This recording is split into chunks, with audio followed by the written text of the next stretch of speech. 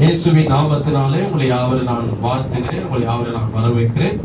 இன்றைக்கு நாம் பார்க்கக்கூடிய தலைப்பு மத்தேயு சுவிசேஷம் 27ஆம் அதிகாரம் 46ஆம் வசனம். 9ஆம் மணி நேரத்திலே இயேசு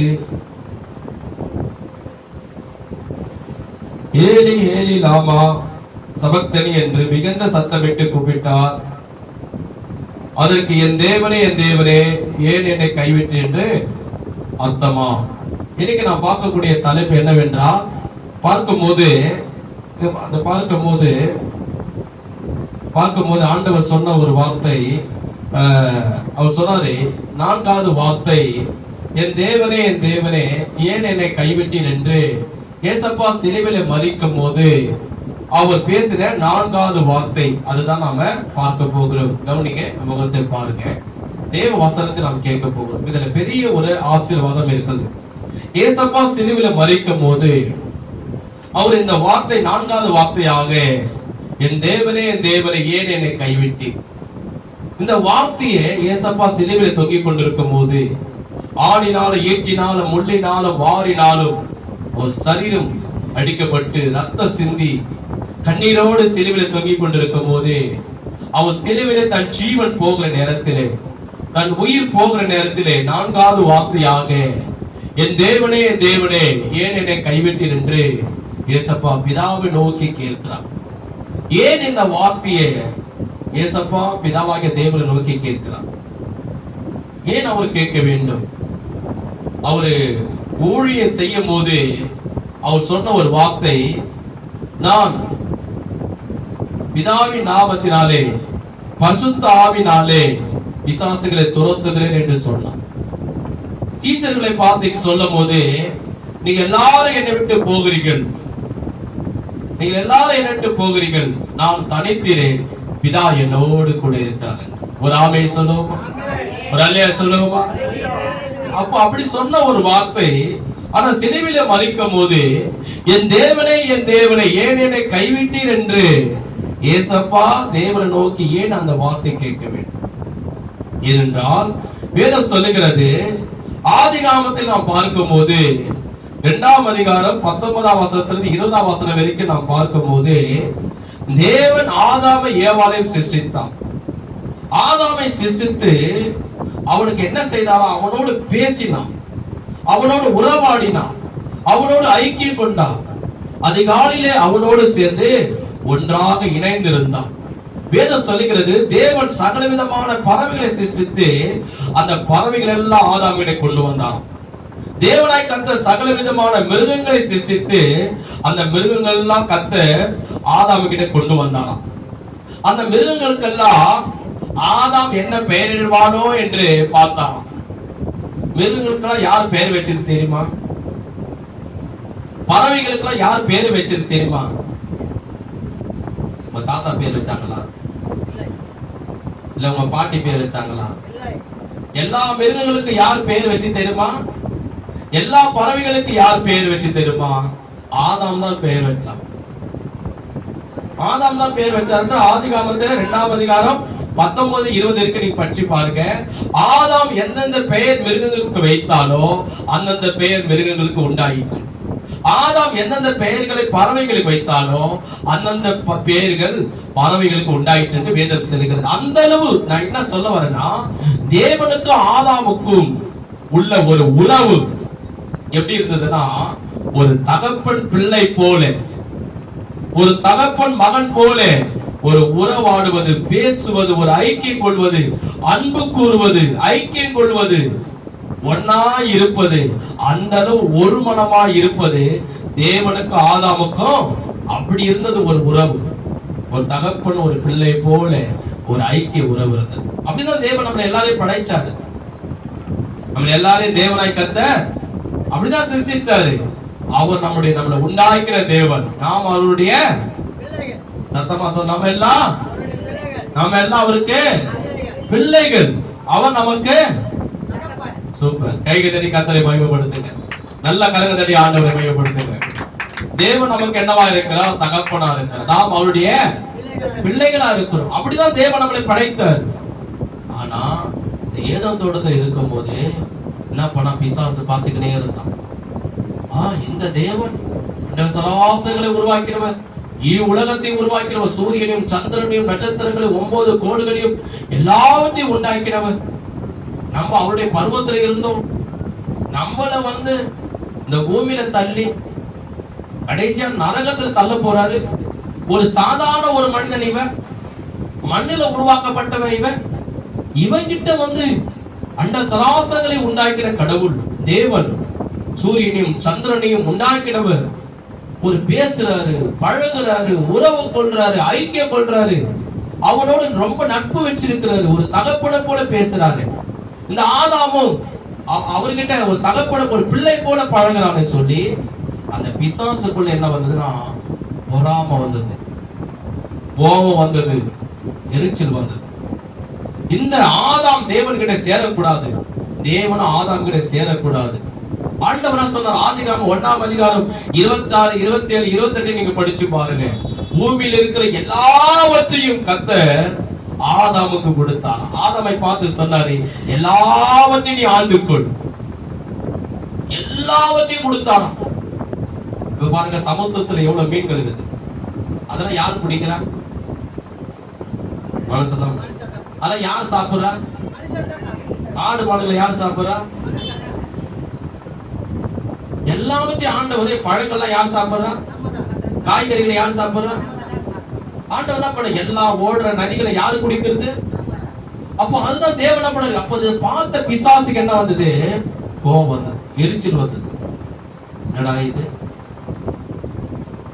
இவன் சாதாரண ஒரு மனுஷன், இவனுக்கு போய் இந்த பூமியில இருக்கிற அதிகாரத்தை கொடுத்து இருக்கிறாரு, நம்ம பூமியில ஒன்னில்லாம அடைந்து கொண்டு இருக்கிறோமே. அப்போ நம்ம என்ன பண்ண, இவனுக்கு பாவத்தை கொடுத்து இந்த ஆதாம அடிமையாக்கி ஆதாம் கையில கொடுக்கப்பட்ட ஆசீர்வாதத்தை நம்ம கொடுக்கணும். தேவன் அப்பதான் ஆதாம் கிட்ட வர. ஏன்னா தேவன் பரிசுத்தம் உள்ளவர். தூங்குற அல்லையா சொல்லுவோமா? உச்சாம அல்லையா சொல்லுவோமா? தூங்குற அல்லையா சொல்லுவோமா? ரெண்டுத்துக்கு அல்லையா சொல்லுங்க. சரி, கவனிங்க கவனிங்க. அப்ப பார்க்கும்போது தேவனாய் கர்த்தர் என்ன பண்றாரு, எல்லா ஆசீர்வாதத்தை ஆதாம் கொடுத்த உடனே இத பார்க்கிற பிசாசுக்கு போவது எப்படின்னா, இவனுக்குள்ள பாவத்தை திணித்தான். தேவன் ஆதாம் கிட்ட வரமாட்டாரு. ஆதாம் தனக்கு அடிமை ஆயிடுவான். இந்த பூமியில இருக்கிற எல்லா ஆசீர்வாதத்தை நம்ம பிடிக்கலாம்னு ஆதிகாமம் 3ஆம் அதிகாரம் 1ஆம் வசனம் சொல்லுகிறது, சர்ப்பமானது தந்திரம் உள்ளதாகிறது. சாத்தான் எப்படி இருந்தா? சத்தமா சொல்லுங்க, ஏன் பயத்துறீங்க? சாத்தான் எப்படி இருந்தா? தந்திரமாய் இருந்து ஆதாம் தேவனுக்கும் ஆதாமுக்கும் பாவத்தை ஆதாம கொடுத்து இருவரையும் பிரிச்சான். அதே ஆதிகாமம் 3ஆம் அதிகாரம் 8ஆம் வசனத்துல இருந்து 10ஆம் வசனம் வரைக்கும் நீங்க பாத்தீங்கன்னா, 3ஆம் அதிகாரம் 8ஆம் வசனத்துல இருந்து 10ஆம் வசனம் வரைக்கும் பாத்தீங்கன்னா, தேவனாய் கர்த்தர் பரலோகத்தை விட்டு ஆதாமை பார்க்கும்படியே அதிகாலையில வராரு. காலையில குளிர்ச்சியான வேலையில வராரு. யாருகிட்ட ஆதாமை பார்க்க, ஆதாம் கிட்ட பேச, ஆதாம் கிட்ட பழக வராரு. கவனிங்க, பகலிலே குளிர்ச்சியான வேலையிலே தோட்டத்தில் உலாவுகிற தேவனாய் கர்த்தருடைய சத்தத்தை அவர்கள் கேட்டார்கள். அப்போது ஆதாம் அவன் மனைவியும் தேவனாய் கர்த்தருடைய சத்தத்திற்கு விலகி தோட்டத்தின் விருட்சங்களுக்குள்ளே ஒளிந்து கொண்டார். என்ன பண்ணாங்க? அப்போது தேவனாய் கர்த்தர் ஆதாமை கூப்பிட்டு, நீ எங்கே இருக்கிறாய்? அதற்கு அவன், நான் தேவனுடைய சத்தத்தை தோட்டத்திலே கேட்டு நான் நிர்வாணியாய் இருப்பதனால் பயந்து ஒளிந்து கொண்டிருக்கிறேன் என்றான். தேவன் அதிகாலை தோட்டத்துக்கு வருவாரு. ஆதாமும் தேவனும் ஒன்னா பேசுவாங்க. ஒரு தகப்பனை ஒரு பிள்ளை போல பேசுவாங்க, பழகுவாங்க. பறவைகள்லாம் கொண்டு வருவாரு. ஆதாமே நீ பேர் வைன்னு சொல்லுவாரு, பேர் வைப்பாரு. மிருகங்கள்லாம் கொண்டு வருவாரு. ஆதாம் தான் பெயர் வச்சான். இன்னைக்கு எல்லாத்துக்கும் அதுதான் பேர். கரெக்டா எவ்வளவு நாணமா ஆதாம் பேர் வச்சிருக்க பாருங்க. யானைக்கு யானைன்னு பேர் வச்சு, எறும்புக்கு யானைய பார்த்து எறும்பு போது பாடுறா அப்படின்னா எப்படி இருந்திருக்கு? எறும்பை பார்த்து யானை போது பாடுறா, யானை போது பாரு, சவுத்து மலை எடுத்து பாரு அப்படி எறும்பை பார்த்து சொன்னா எப்படி இருக்கும்? ஏன்னா தேவன் ஆதாமோடு இருக்கும்போது அவ்வளவு நாணம், அவ்வளவு அறிவு, அவ்வளவு புத்தி ஆதாமுக்கு இருந்தது. ஆண்டவரும் ஆதாமும் தகப்பன் பிள்ளை போல உறவு இருந்தது. ஆனா பிசாசு உள்ள நுழைஞ்சி தந்திரமான வார்த்தைகளை பேசி பொய்யான வார்த்தைகளை பேசி, பெருமையான வார்த்தைகளை பேசி, பிசாசு தந்திரமா தேவன் சாப்பிடாத கனியை சாப்பிட வைத்து அவர்களை பாவம் செய்து என்ன பண்ணா விலகணும். தேவன் கர்த்தர் நம்முடைய தோட்டத்துல வராரு. நம்மகிட்ட பேசலாம், பழகலாம், என் மகன் கிட்ட பழகலாம் கிட்ட வராரு. ஆதாம் ஏவாளும் காணல இல்ல. அங்க தேவனாய் கர்த்தர் என்ன பண்ற கேட்கிறார், ஆதாமே நீ எங்க இருக்கிற? ஆதாமே நீ எங்க இருக்கிற? அப்படி தேவனாய் கர்த்தர் கேட்கிறாரு. ஆதாம் என்ன பண்ணாரு? மரத்து பின்னாடி ஒளிஞ்சுக்கினே, ஆண்டவரே நாங்க 2 பேரும் மரத்து பின்னாடி ஒளிஞ்சுன்னு இருக்கிறோம். 2 பேரும் எங்க ஒளிஞ்சு இருக்கிறாங்க? ஒரு தகப்பனை போல பேசணுங்க, பழகணுங்க, அன்பு காட்டணுங்க, ஒன்னா இருந்தவங்க இப்ப போயிட்டு ஒளிஞ்சுக்கிறான். ஏன் காரணம் என்ன? ஆதாமுக்குள்ள பாவம் வந்துச்சு. அவங்க இருவரும் தேவனுடைய வசனத்தை மீறினாங்க, கீழ்ப்படியாமல் போனாங்க, சாத்தானுக்கு இடம் கொடுத்தாங்க, பாவம் செய்தாங்க. அதனாலதான் என்ன பண்ணினாங்க? தேவனுக்கு போயிட்டு பார்க்காதபடி ஒளிஞ்சுக்கினாங்க மறுத்து பின்னாங்க. இன்னைக்கு நிறைய பேருடைய வாழ்க்கையில பாருங்க, பாவம் செய்துட்டா என்ன பண்ணுவாங்க? அப்பா அம்மாவுக்கு தெரியாம, கணவனுக்கு தெரியாம, மனைவிக்கு தெரியாம, பிள்ளைகளுக்கு தெரியாம ஒளிஞ்சுப்பாங்க. டேய் எங்கடா இருக்கிற? ஒரு முக்கியமான ஃப்ரெண்டு கூட கல்யாணத்துல இருக்கிறேன், ஆனா பார்த்தா ஒரு பார்ல குடிச்சு நிற்பாரு. என்னங்க நீங்க எங்க இருக்கிறீங்க? நானா இப்பதான் நான் வேலையில இருக்கிறேன், வேலை செய்து இருக்கிறேன். அவரு பார்த்தா அவரு வரத்த சார் எதை குடிச்சு நிற்பாரு. பாவம் செய்தல என்ன பண்ணுவாங்க? பயந்து அப்பாவுக்கு தெரியாம, அம்மாவுக்கு தெரியாம, கணவனுக்கு தெரியாம, மனைவிக்கு தெரியாம, ஊழியக்காரர் தெரியாம என்ன பண்ணாங்க? ஒரு சில இடத்துல மறைவா இருப்பாங்க, பயந்து போயிருப்பாங்க, ஒளிஞ்சு கொள்வாங்க. வீட்டுல யாராவது ஒருத்தர் வந்துட்டு என்ன பண்ணுவாங்க? செல்போன் எல்லாத்தையும் பார்த்துட்டாங்கன்னா டக்கு டக்குன்னு எடுத்து செல்போன் எடுத்து தக்காளிக்கையே எடுத்து ஒழிச்சிருவாங்க. வராங்க டக்குன்னு என்ன பண்ண? தக்காளியில் அடியில செல்போனை ஒழிச்சு வச்சிருவாங்க. பெட்ஷீட் அடியில செல்போனை எடுத்து ஒழிச்சு வச்சிருவாங்க. ஏன்னா ஒரு விதமான பயம், ஐயோ நம்ம பார்த்ததெல்லாம் பார்த்துட்டு போறாங்களோ அப்படின்னு ஒரு பயம். அது போலதான் இவங்க 2 பேரும் என்ன பண்ணாங்க? பாவம் வந்த உடனே தேவனுக்கு தெரியாதபடி ஓடி போய் ஒளிஞ்சு கொண்டாங்க. அதுதான் பாவத்துடைய சக்தி. என்னன்னா தேவன்கிட்ட மனுஷன் போகாதபடி பிரிக்கும். அதுதான் பாவத்தின் சக்தி. அது சாத்தானுக்கு நல்லாவே தெரியும். தேவனையும் மனிதனையும் எதையும் பிரிக்க முடியாது, ஆனா பாவம் அவனை பிரிக்கும் என்று சாத்தான் நன்றாக அறிந்திருக்கிறான். அதுக்குதான் எல்லாருடைய வாழ்க்கையில பாருங்க, பாவத்தை முதலாவது திணிப்பான். ஏன்னா அது வந்துட்டா போதும், தேவன் பரிசுத்தம் உள்ளவர், மனிதன்கிட்ட சேர முடியாது. பாவம் மனிதனுக்குள்ள வந்துட்டா போதும், அவன் தேவன்கிட்ட போக முடியாது என்று 2 பேர்கள் தேவனுக்குள்ள மனிதனுக்குள்ளாக, ஆதாமுக்குள்ளாக ஒரு பிரிவினை, ஒரு விரிசல் 2 பேருக்குள்ள வந்தது. தேவன் ஆதாம் கிட்ட போக முடியல. ஏன் போக முடியல? அவருக்கு வல்லமை இல்லையா? தலையெல்லாம் ஆட்டுங்கள, அவரு சக்தி இல்லையா? ஏன் தேவன் ஆதாம் கிட்ட போக முடியல? அந்த பாவத்தின் சக்தி என்ன பண்ணுது? தடுத்து. தேவன் பரிசுத்தம் உள்ளவர். அதுதான் வேதம் சொல்லுது, இஸ்ரவேல் பரலோகத்திலே தேவனாய் கர்த்தரை ஆராதிக்கிறான். எப்படி ஆராதிக்கிறாங்க? சேனைகளின் கர்த்தர் பரிசுத்தர் பரிசுத்தர் பரிசுத்தர் என்று கைகளை உயர்த்தி எல்லாரும் சேர்ந்து, கண்களை மூடி எல்லாரும் சேர்ந்து சொல்லுங்க, சேனைகளின் கர்த்தர் பரிசுத்தர் பரிசுத்தர் பரிசுத்தர். ஆமென். கவனிங்க. அப்போ இதே போல என்ன பண்றாங்க? பரலோகத்துல கர்த்தர் ஆனது, அவர் பரிசுத்தம் உள்ள தேவன், பரிசுத்தமான பூமியில பிறந்தவர், பரிசுத்தமா வாழ்ந்தவர், பரிசுத்தமாய் மரித்தவர். இந்த உலகத்திலே ஒரே ஒரு தெய்வம், ஒரே ஒரு கடவுள், ஒரே ஒரு நபர் யார் என்றால் இயேசு கிறிஸ்து ஒருவர் தான். அவரால் கிட்ட போக முடியும். ஏன்னா மனிதனுக்குள்ளாக பாவம் வந்துச்சு. ஆனாலும் தேவனுக்கு ஒண்ணு தெரியும், என்னன்னா தேவனுடைய உதவி இல்லாமல் மனுஷனால் இந்த பூமியில வாழ முடியாது.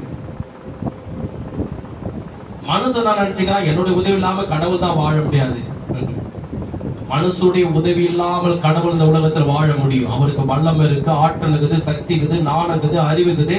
அவரிடத்தில் எந்த விதமான குறைவா குறைந்து போகாது, கடுகளும் குறையாது. அதாவது சமுத்திரத்துல இருக்கிற தண்ணி கூட கொஞ்சம் வற்றி போயிடும் சொல்லுவாங்க இல்லையா? தண்ணி கொஞ்சம் குறைஞ்சு இருக்கிறமே தெரியுது, கொஞ்சம் உள்வாங்கி இருக்கிறமே தெரியுது, கடல் எவ்வளவு பெருசு. ஆனா ஆண்டோடைய வல்லமை, அவருடைய சக்தி கட்டுகளும் குறையாது. ஒரு ஆமே சொல்லுவோமா? ஒரு அல்லே சொல்லுவோமா? கடல் குறையாது. ஆனா தேவனுக்கு தெரியும் மனிதனுக்கு அவருடைய உதவி இல்லாம இந்த உலகத்தில் அவனால் வாழ முடியாது சொல்லி அவர் என்ன செய்தார் என்றால் மோசே கிட்ட சொன்னார், மோசே, இந்த இஸ்ரவேல் ஜனங்கள் நீ கானானுக்கு போகணும். பல ராட்சதர்கள், பல சத்துருக்கள், பல எதிராளிகள் அவர்கள் இந்த இஸ்ரவேலை விட மாட்டாங்க. கண்டிப்பா எதிர்ப்பாங்க, மேற்கொள்வாங்க, உன்னை அழிக்க வருவாங்க. இந்த உலகத்தில் பொல்லாத மனிதர்கள் இருக்கிறாங்க. என்னுடைய உதவி உனக்கு வேண்டும். ஆனா இஸ்ரவேல் ஜனங்களுக்குள்ளே பாவம் இருந்தது. தேவன் கிட்ட போக முடியல. ஆனா ஒண்ணு செய்தார். என்ன செய்த தெரியுமா? பழைய ஏற்பாடுல நீங்க படிச்சு பார்த்தா இஸ்ரவேல் கோத்திரத்தின் நடுவிலே ஆசாரிப்பு கூடாரம் இருந்தது. ஆசாரிப்பு கூடாரம் என்றால் என்ன தெரியுமா? பழைய ஏற்பாடிலே ஆசாரிப்பு கூடாரம் என்றால் என்ன தெரியுமா? கரெக்டா சொல்ற. ஆசாரிப்பு கூடாரம் என்றால் இப்போதைக்கு தேவ ஆலயம். அந்த காலத்துல ஆலயம் பெரிய, அந்த காலத்துல ஒரு ஆசாரிப்பு கூடாரம் இருந்தது. அந்த ஆசாரிப்பு கூடாரத்தில் பாத்தீங்கன்னா ஒரு ஆலயம், அந்த ஆசாரிப்பு கூடாரம் போட்டு இருப்பாங்க. அதை சுற்றி இந்த 12 கோத்திரம் இருக்கும். இங்க 3 கோத்திரம், இங்க 3 கோத்திரம், இங்க 3 கோத்திரம், இங்க 3 கோத்திரம். மொத்தம் எத்தனை கோத்திரம் ஆயிடுச்சு?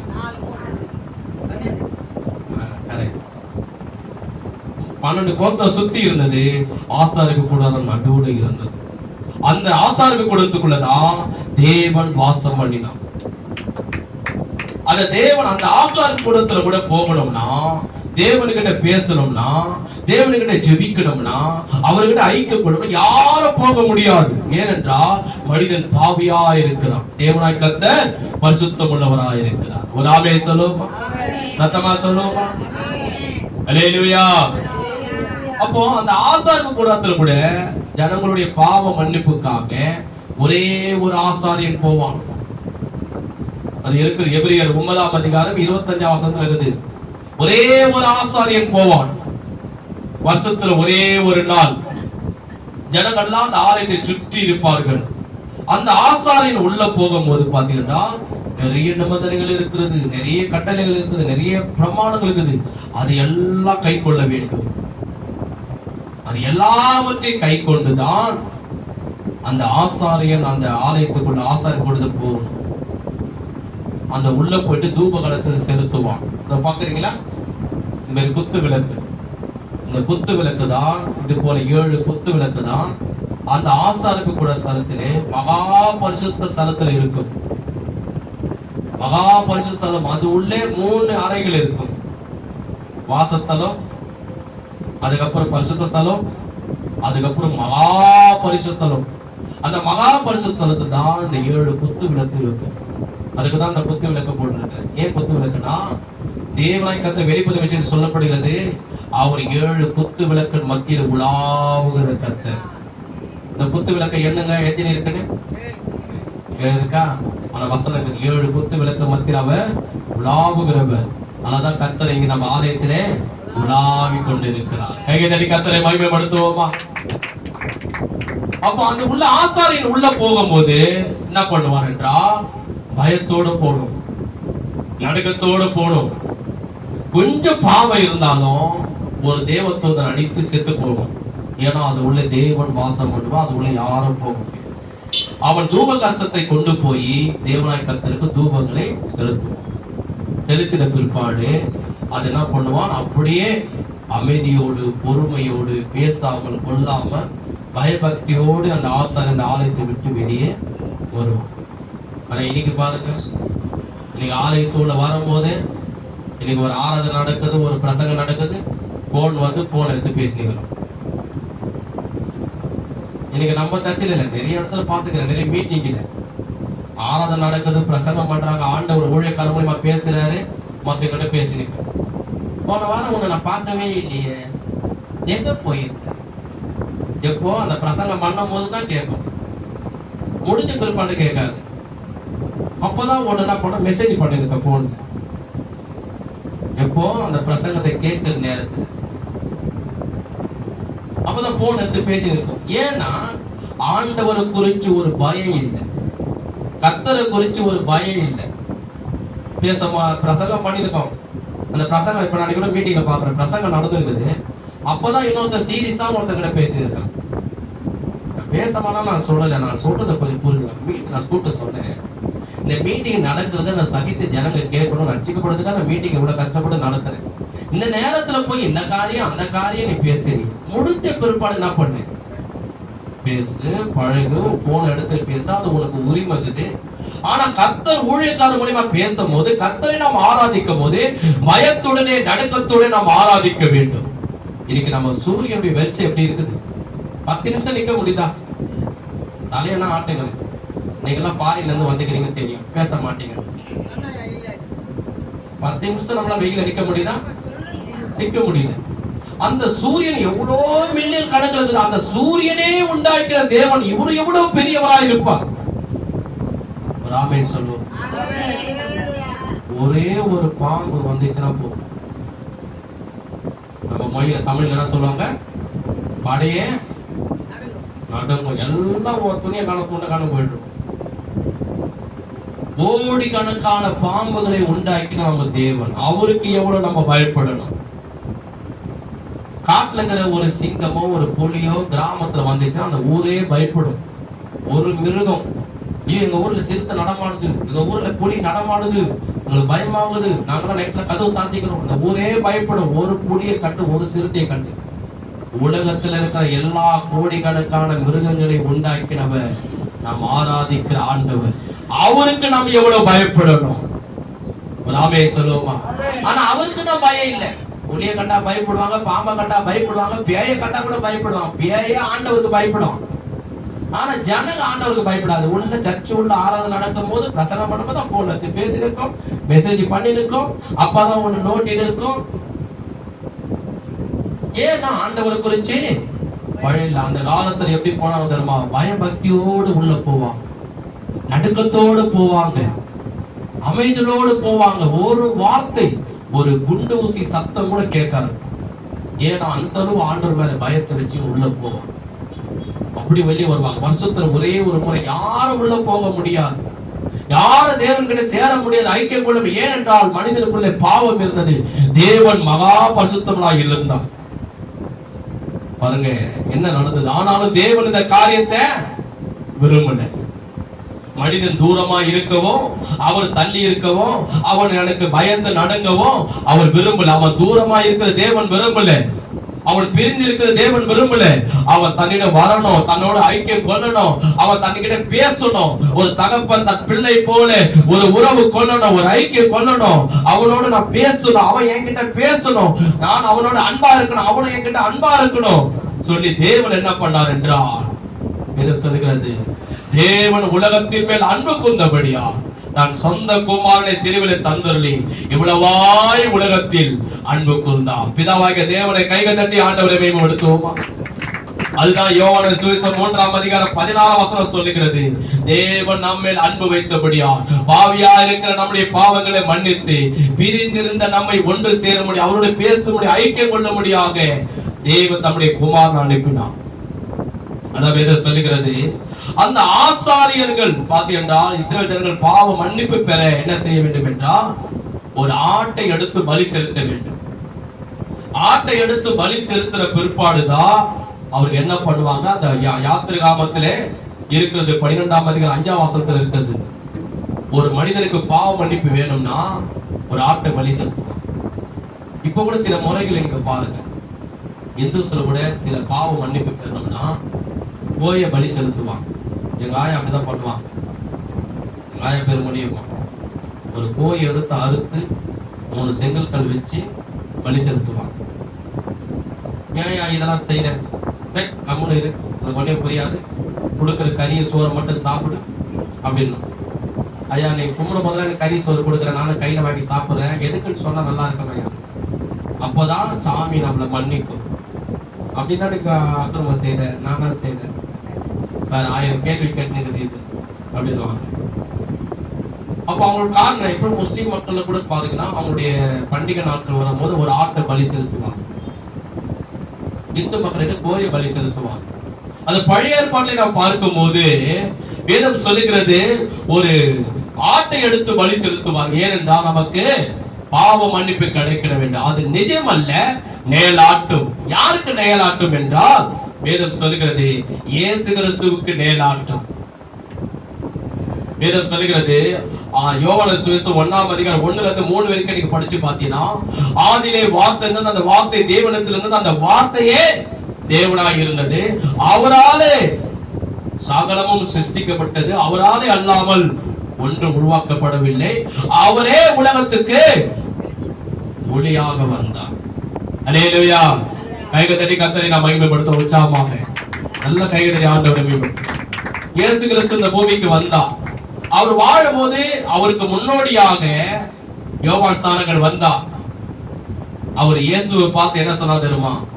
இதோ உலகத்தின் பாவங்களை சுமந்து தீர்க்கிற தேவ ஆட்டுக்குட்டி என்று இயேசு கிறிஸ்துவை பார்த்து சொன்னார். பழைய ஏற்பாட்டிலே இஸ்ரவேல் ஜனங்கள் பாவ மன்னிப்புக்காக சிந்தப்பட்ட அந்த ஆட்டுக்குட்டி ரத்தம் இந்த இயேசு கிறிஸ்து தான். இந்த இயேசு கிறிஸ்து தான் பழைய ஏற்பாட்டில் செலுத்தப்பட்ட ஆட்டுக்குட்டி நேலாட்டம். அந்த நேலாட்டம் என்பது நிஜமாகவே இயேசு கிறிஸ்து வந்திருக்கிறார். இவர்தான் தேவ ஆட்டுக்குட்டி, இவர்தான் ரத்த சிந்த போகிறார், மனுக்குலத்தை பாவங்களை சுமக்க போகிறார், ரத்த சிந்து மரிக்க போகிறார் என்று யோவான் ஸ்நானகன் யாரை பார்த்து சொன்னான் என்றால் இயேசு கிறிஸ்துவை பார்த்து சொல்லும். ஆமே சொல்லுவோம், சொல்லுவோமா? அவர் தான் வந்தாரு. அவர் வந்து என்ன செய்தார் என்றால் வேதம் சொல்லுகிறது, அதுதான் இந்த மாதம் 18ஆம் தேதி என்ன நாள்? அது